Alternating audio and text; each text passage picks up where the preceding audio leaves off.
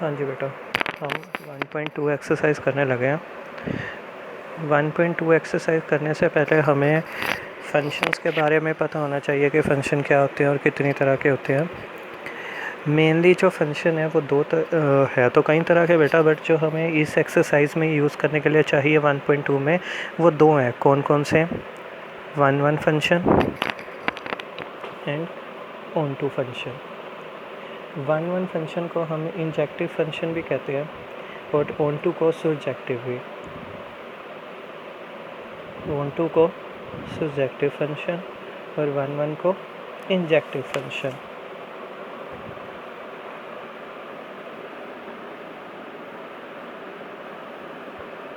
ठीक, अब 1 फंक्शन होता क्या है? 1 फंक्शन वो फंक्शन है जिसमें देखो, पहले तो हमने +2 कर लिया और हमें पता है कि इस साइड क्या होता है, प्री इमेज,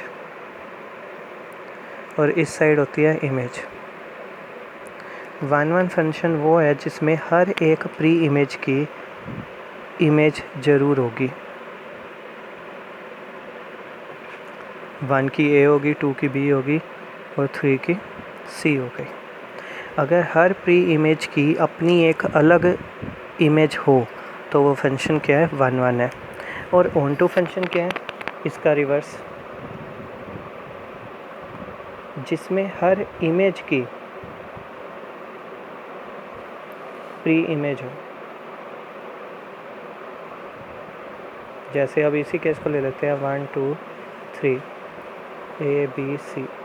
A की भी मैंने प्री इमेज मान ली 1 और B की मैंने प्री इमेज मान ली 2 और इस B की मैंने साथ ही साथ C की मैंने प्री इमेज मान ली 3।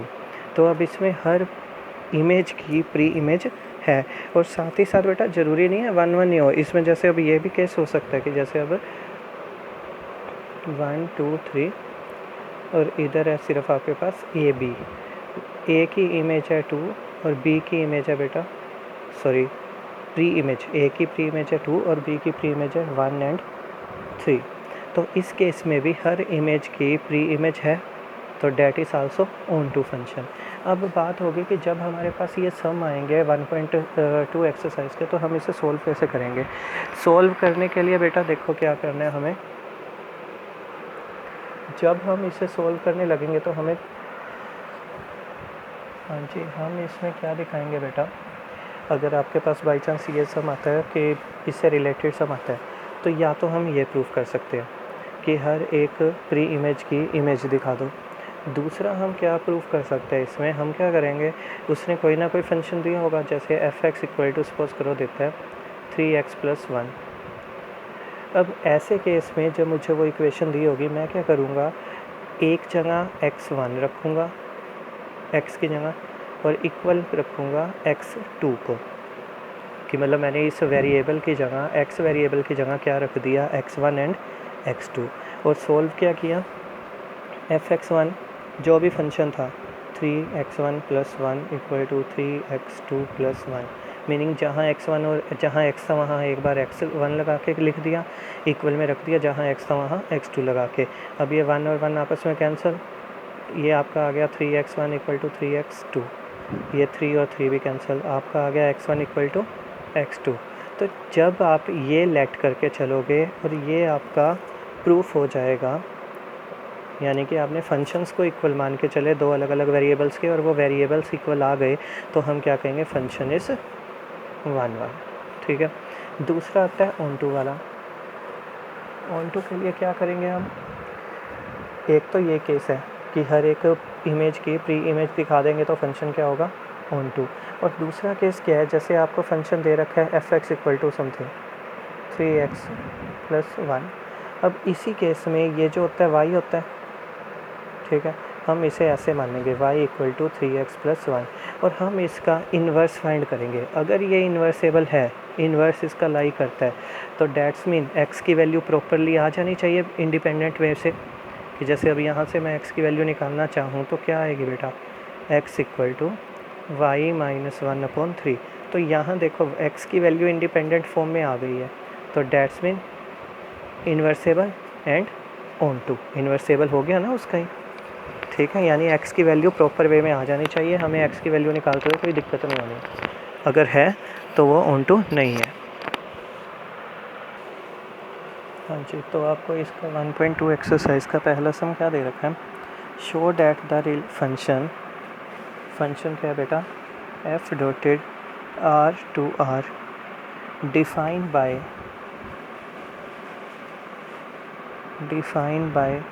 fx equal to 1 by x is 1 1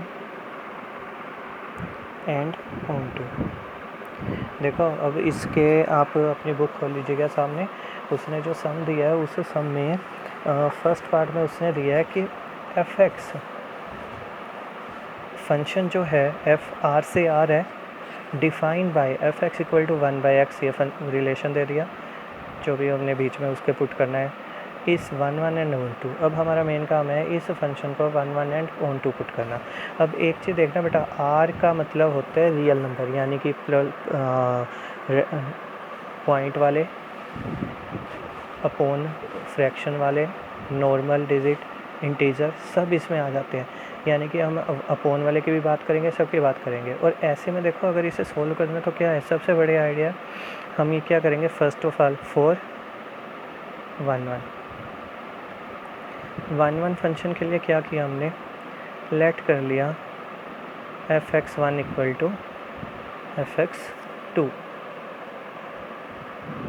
क्या आ गया बेटा, ये 1/x1 इक्वल टू 1/x2। बताया था आपको कि वैल्यू पुट कर देते हैं, रेसिप्रोकल या फिर क्रॉस मल्टीप्लाई कर दो, x1 इक्वल टू x2 आ जाएगा। तो आपने क्या किया, फंक्शन इक्वल लेके चले और वेरिएबल्स को इक्वल शो कर दिया, that's mean function is fx is 1 1। दूसरा 4 on 2, सिंपल है, मैं क्या लेके चलूँगा, fx की जगह y equal to 1 by x equal to 1 by y। और अगर 1 बाई वाई एक्स की वैल्यू प्रॉपर फॉर्म में आ गई है तो डैट्स मीन कोई मतलब कन्फ्यूज़न नहीं है, y की x की वैल्यू फाइंड करने में कोई दिक्कत नहीं आ रही, सिंपल वे में आ चुकी है उसकी वैल्यू x की फॉर्म में। तो ये क्या होगा, function is fx is on 2, ठीक है। उसके बाद देखिए क्या लिखा हुआ उसने, ये हमने कर चुके हैं, वेयर इस नॉन जीरो रियल नंबर्स ही बताया था मैंने। इज़ द रिज़ल्ट, अब ये सेकेंड पार्ट दे रहा है इसी का, is the result is true if the domain R, क्या रिज़ल्ट ट्रू होगा अगर domain R is replace by N, अगर आर को हम एन में बदल देते हैं तो क्या जो रिज़ल्ट आया है उसका वो रिज़ल्ट ट्रू होगा। यानी कि अब वो फंक्शन क्या होगा बेटा, देखो उसने ये लिखा है इफ़ द डोमेन क्या होता है बेटा, ये जो चीज़ पुट करते हैं, और ये होती है रेंज। वो कहता है कि if the domain is convert into N, जो डोमेन है उसे हमने एन में कन्वर्ट कर दिया, यानी कि अब वो आपको फंक्शन क्या दे रहा है, रिलेशन, ये चीज़। नाउ अब देखो यहाँ अगर इसके लिए आपने यही फंक्शन प्रूफ करना है बेटा, तो ये 1 बाई एक्स नहीं कर सकते, क्योंकि नेचर नंबर है, एन का मतलब नेचर नंबर में जो है आपका कोई फ्रैक्शन वाला नहीं आता, आपका कोई वो नंबर नहीं आता जिसमें आप 1 अपॉन कुछ कर सको या फिर डेसिमल में कन्वर्ट कर सको। तो यहाँ पे वो नेचर नंबर कैसे करेगा, यहाँ पे हमें इसे एग्जांपल देके सोल्व करना पड़ेगा, कुछ ना कुछ ऐसी वैल्यू बताकर। हाँ जी बेटा, अब देखो इसे प्रूफ करने के लिए क्या करो, एक नॉर्मल सी बात है, ये जो n है, ये आपका n जो है इस साइड है, ये रफ वर्क है, मैं आपको वैसे ही बता रहा हूँ, और जो r है आपका इस साइड है। r का मीनिंग है फ्रैक्शन भी, डेसिमल वाले भी, और नेचर नंबर भी, और सब। और n का मतलब है 1 से शुरू होकर 2 and so on positive infinity, ना इसमें डेसिमल है ना इसमें फ्रैक्शन है।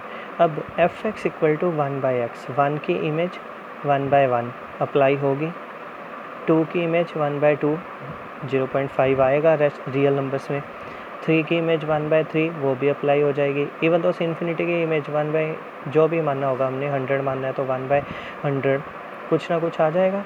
तो वो इधर लाई करेगा आर में, यानी कि every pre image has its over image. तो मैं इसे सिंपल मान सकता हूँ, वही चीज़ जैसे हम करते हैं late fx1 equal to fx2। जो डोमेन दे रखा है वो वन सिंपल नंबर है, और जो क्या कहते हैं इसे इमेज दे रखी है वो क्या है, रियल नंबर है, मतलब फ्रैक्शन, डेसिमल एंड नेचुरल। तो ये आ गया आपके पास 1/x1 इक्वल टू 1/x2। 1 से 1 कट जाएगा, x1 इक्वल टू x2, मतलब क्रॉस मल्टीप्लाई करके आप कह लो इसे। तो हमने फंक्शन माना था और हमारा वेरिएबल्स इक्वल आ गए, तो फंक्शन इस 1 1। अब बेटा इसके इन्वर्स पे आओ। यहाँ इन्वर्स आपको एग्जांपल देना पड़ेगा 4/2। एक फंक्शन माना जिसमें 1 की जो यहाँ तो नेचुरल नंबर है और यहाँ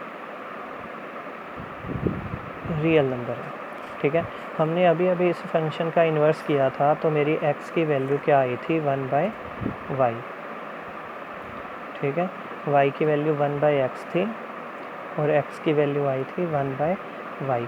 अब यहाँ पे अगर कोई आपके पास वैल्यू है रियल नंबर 0.5 लगा, ठीक है, या फिर 1.2 लगा लो, क्या उसकी प्री इमेज होगी यहाँ, मीनिंग 1/12/10 6 क्या गया मैं 12/10, ये कितना आया बेटा 6/5, 6/5, और उसका यहाँ जाकर क्या बनेगा 5/6, क्योंकि इन्वर्स होता है ना। और इन्वर्स होने के कारण क्या ये 5/6 नेचुरल नंबर में लाई करेगा, नहीं लाई करता। तो आप एक नॉर्मल एग्जांपल भी दे सकते हैं और सिंपल भी लिख सकते हैं कि 1 वैल्यू ऐसे दिखानी है, ऐसे दिखा दो और सिंपल कह दो 6/5 f.n goes to 6/5 but f.6/, जैसे इसका ये ना लिखिए, आप सीधा कहिए inverse x equal to 1/y not true, ठीक है, कि वो एग्जिस्ट नहीं करता। हम क्या करेंगे, हम इस वाले केस को एग्जांपल के थ्रू बताएंगे कि जैसे 1.2 6/5 तो रियल नंबर में है, पर वो जो है नेचुरल नंबर में उसकी जो प्री इमेज है 5/6 इन्वर्स की, वो उधर नहीं एग्जिस्ट करती, क्योंकि वो क्या है नेचुरल नंबर है। तो ये हम लिख देंगे और साथ में लिख देंगे function is not onto, ठीक।